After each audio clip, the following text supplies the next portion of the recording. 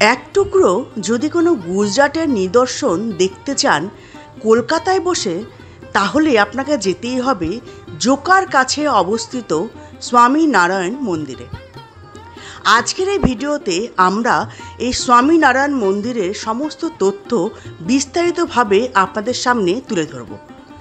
যেমন গাড়ি নিয়ে যদি যান তাহলে পার্কিং কোথায় করবেন, পার্কিং চার্জ কত লাগবে, ভোগ প্রসাদ যদি পেতে চান তাহলে তার জন্য আপনাদের কখন কুপন কাটতে হবে বা ভোগ প্রসাদের দাম কত, আপনারা যদি এই মন্দিরে বাসে অথবা ট্রেনে আসতে চান তাহলে কিভাবে আসবেন, এই ধরনের সমস্ত ইনফরমেশন আপনারা পেয়ে যাবেন আমাদের এই ভিডিওতে।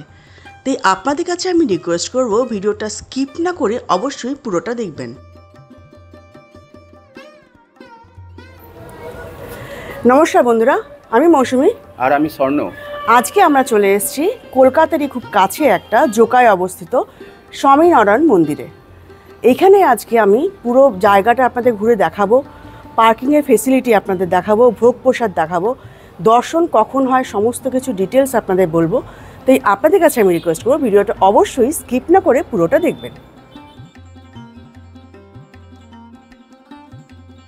ভিডিও শুরু করার আগে আপনাদের কাছে একটাই রিকোয়েস্ট, ভালো ভালো ট্যুরিস্ট ডেস্টিনেশনের খোঁজ পাওয়ার জন্য যারা এখনও অবধি আমার চ্যানেলকে সাবস্ক্রাইব করেননি অবশ্যই আমাদের চ্যানেলকে সাবস্ক্রাইব করে নেবেন এবং নতুন ভিডিও নোটিফিকেশন পাওয়ার জন্য পাশের বেল আইকনটাও প্রেস করে দেবেন।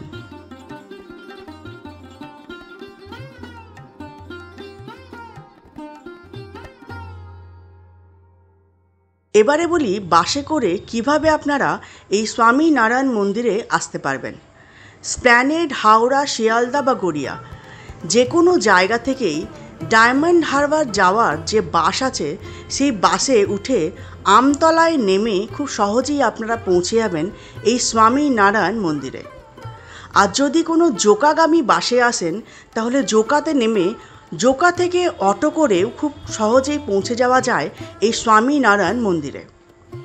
যদি শিয়ালদা থেকে আপনারা ট্রেনে আসেন তাহলে নামবেন মাঝেরহাটে, মাঝেরহাট থেকে বাস বা অটোতে আপনারা পৌঁছে যাবেন এই মন্দিরে।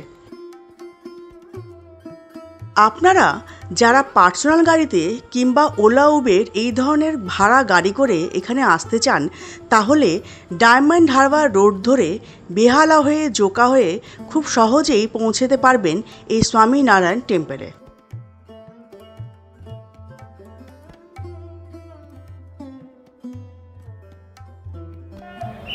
আমরা চলে এসেছি জোকার কাছেই অবস্থিত কলকাতার একটা বড় মন্দির স্বামীনারায়ণ মন্দিরে। স্বামীনারায়ণ মন্দিরের পার্কিংয়ের জায়গাটা আমি আপনাদের দেখিয়ে দেবো। পার্কিং চার্জ এখানে 50 টাকা করে লাগে। সকাল 7টা থেকে মন্দির খোলা হয় দুপুর 12টা অবধি, আর ভোগ প্রসাদের কুপন পাওয়া যায় সকাল 11:30 অবধি। এই যে জায়গাটা দেখছেন এটা হচ্ছে স্বামীনারায়ণ টেম্পলের ভেতরের পার্কিং এরিয়া, অনেক বড় পার্কিং এরিয়া। এখানে পার্কিং চার্জ 50 টাকা করে লাগে।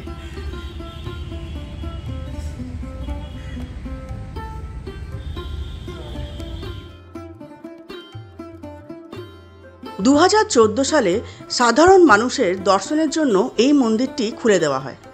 কথিত আছে স্বামীনারায়ণ, যার আরেক নাম নীলকণ্ঠ বহ্নি, তিনি যখন গঙ্গাসাগরে গেছিলেন তখন এই রাস্তার ওপর দিয়েই গেছিলেন এবং এখন যেখানে এই মন্দিরটি স্থাপন করা হয়েছে সেখানেই তিনি বসে একটু বিশ্রাম নিয়েছিলেন। প্রত্যেক দিন 4 বার করে এই মন্দিরে আরতি হয়। সকাল 7:30টায় আরতি শুরু হয়, এরপরে রাজভোগ আরতি হয় বেলা 11:15 সন্ধ্যা আরতি হয় 6:45 এবং শয়ন আরতি হয় রাত 8টাতে।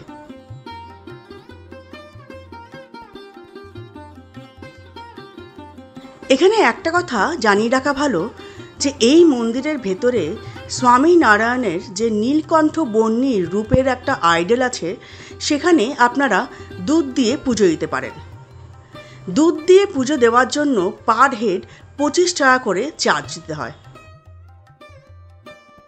মন্দিরের ভেতরে কিন্তু ফটোগ্রাফি বা ভিডিও করা নিষিদ্ধ, তাই ভেতরকার কোনো ছবি বা ভিডিও আপনাদের সামনে আমি তুলে ধরতে পারলাম না। মন্দির ক্যাম্পাসের ভেতরেই কিন্তু জেন্টস এবং লেডিস দুটোরই টয়লেটের ভালো ব্যবস্থা করা আছে।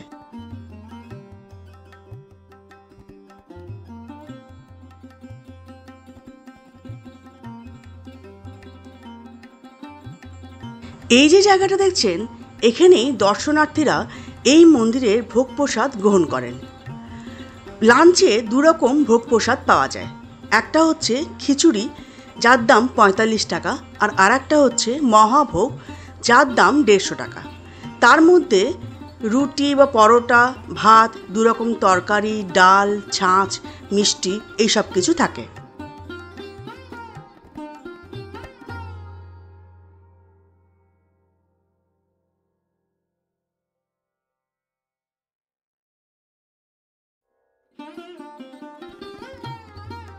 আজকের ভিডিও এই পর্যন্ত। আমাদের এই ভিডিও সংক্রান্ত আপনাদের যদি কোনো প্রশ্ন বা মতামত থাকে, সেটা কমেন্টের মাধ্যমে আপনারা আমাদের জানাতে পারেন। খুব তাড়াতাড়ি আবার নতুন কোনো ভিডিও নিয়ে আপনাদের সামনে হাজির হব। ভালো থাকবেন, সুস্থ থাকবেন।